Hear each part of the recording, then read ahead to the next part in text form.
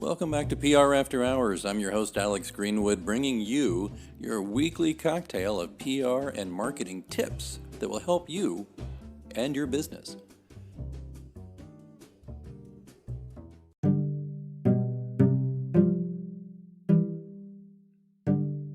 Stick around, we'll get started right after these messages.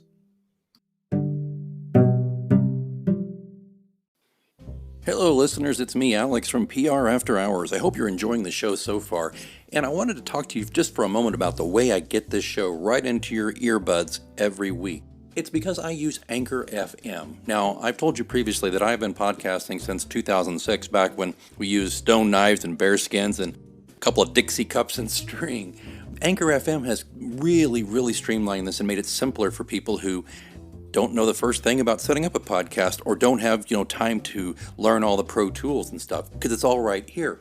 First thing it's important to know is it's free. There are certain tools that will allow you to record and edit your podcast right from your phone or computer.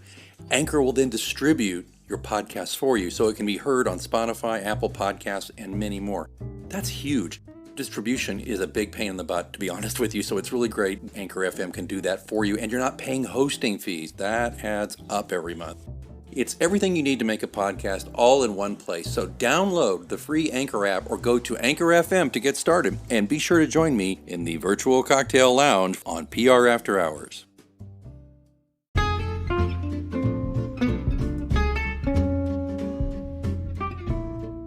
Well, we've got a little bit different take on some voicemail from a listener. This is a listener who wants to remain anonymous, and when you hear his question, you'll understand why. So let's take it away there, listener.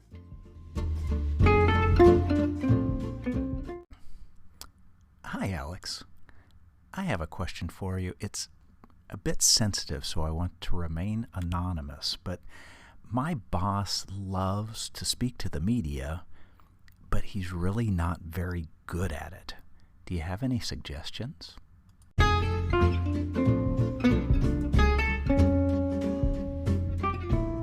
Boy, yeah, this is a tough one. I've been there, both with bosses I've had in a corporate and private institutional setting, as well as with clients.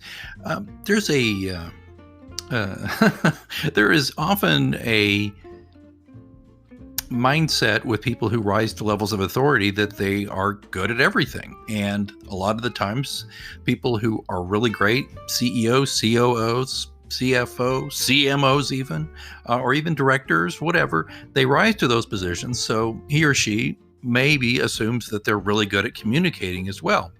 Well, they actually may not be that good at communicating. And at the very least, there are ways to communicate internally and externally that have a real baseline that should be followed. And if your boss isn't good at both of those, it could cause a lot of problems. There's a few things to keep in mind. You should set some goals when you can with your boss and try to kind of manage up with your boss. Have her or him go over what they're going to say in the meeting and just say, hey, can I just help you clarify what we're going to do? What points are we going to hit? And then if they're open to that, ask them to get with you on that. Set some bullet points. The rule of threes is good. Usually with messaging with the media or internal audiences, if you have 3 major points you can make, that's about it. And then after that, people start to fall asleep or lose interest or whatever. So I think that it would be helpful to get with your boss and say to her, hey, let's go over this. You want to make sure that we're really clear and we don't waste your time spending and answering a lot of questions because maybe we ramble too much or we go chase rabbits doing this. And, it's all about the way you present it to your boss, of course. Now, this is understanding that you've gone to the boss and said, look, I want to make sure that we're being as efficient with our words and our time as possible, whether it's with internal audiences and stakeholders or the news media. Another thing is to just be an echo chamber. When a speaker thinks they're being crystal clear and the listener thinks he understands perfectly, that's what's going on there. But when in reality, the speaker's understanding of what he's conveyed is different from the listener's of what he's heard. So to mitigate the risk of this, confirm what you've heard every time you think there's even the slightest possibility your boss is miscommunicating. Say something like, so my understanding is, or what I'm hearing you say is. Those are both good ways to give your supervisor a chance to hear what you're hearing, and they can make some adjustments and clarifications necessary before you get to work. That's a really beneficial thing. And by the way, that is something I borrowed from Enrico Fantozzi. I'll put a link in the show notes.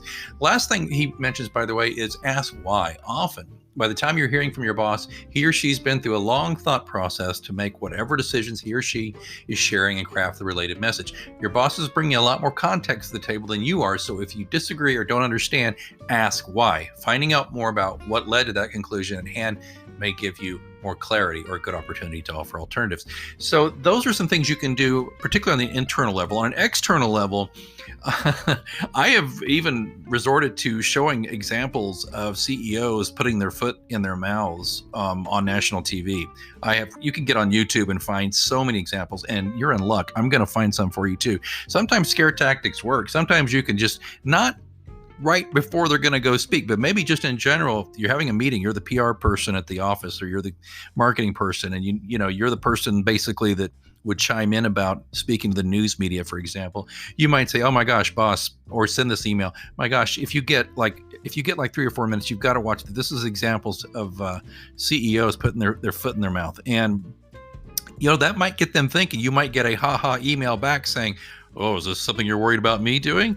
And that could open a conversation. You know your boss better than I do. Find a creative way, though, to get it in their head that, sometimes the most self-assured people don't always have the full attention of their audience in the right way. So I think this is a great question. I could go on about this one, but check the show notes for more information there, Mr. X, our anonymous listener. And if you have a question, I love hearing your voice. This is so great. I can't wait to get more of these.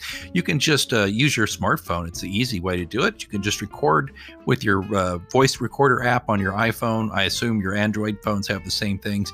And then you can just email it to me at team, TEAM, at alexgpr.com, or you can go through the Anchor FM app. There should be a link in the show notes. Thanks again for your questions. I look forward to receiving more here in our voice mailbag.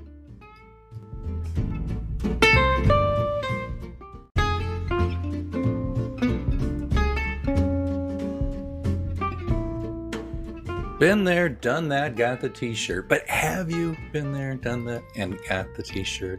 Now's your chance.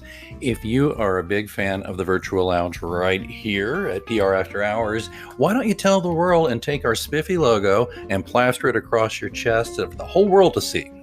Well, for the whole world to see on Zoom or whenever you do finally get out of your house. The PR After Hours tee shows that you're an exclusive member of the Virtual Lounge. It's a cool, comfortable, ring-spun, soft cotton tee. We look for the best possible options we could go for in these t-shirts, and it's in a variety of colors. You can get them in dark heather gray, royal blue, storm, maroon, or good old-fashioned white. These are really comfortable shirts. We offer a premium unisex tee from extra small all the way to 4XL, and a women's slim fit tee, which goes from small to 2XL. They are a hoot. They look cool, and besides, they'll do what we love to do most here at PR After Hours: start a conversation. The PR After Hours t-shirt is available now on Bonfire. The link is in the show notes, and I hope you'll look into getting one. I not only think they look cool and be great conversation starters, but they'll help us keep the Virtual Lounge doors open. Thanks so much.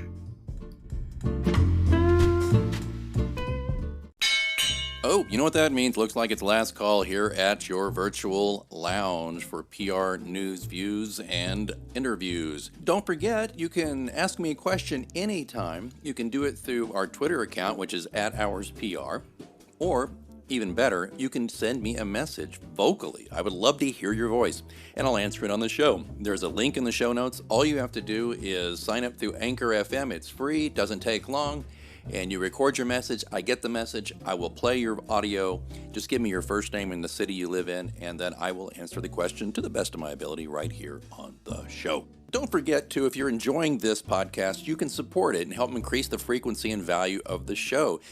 just consider being a sponsor for your brand or your agency or just yourself because you're like, I like this show. Or just drop a few coins in the virtual tip jar. Either way, there's links in the show notes. Please check that out. All of that, of course, being in the show notes where you're listening right now or at prafterhours.com. I see that they're turning up the lights. Last call is over, and I've got to clean up this virtual lounge. And until next time, I'm Alex Greenwood, and you've been listening to PR After Hours on Anchor FM.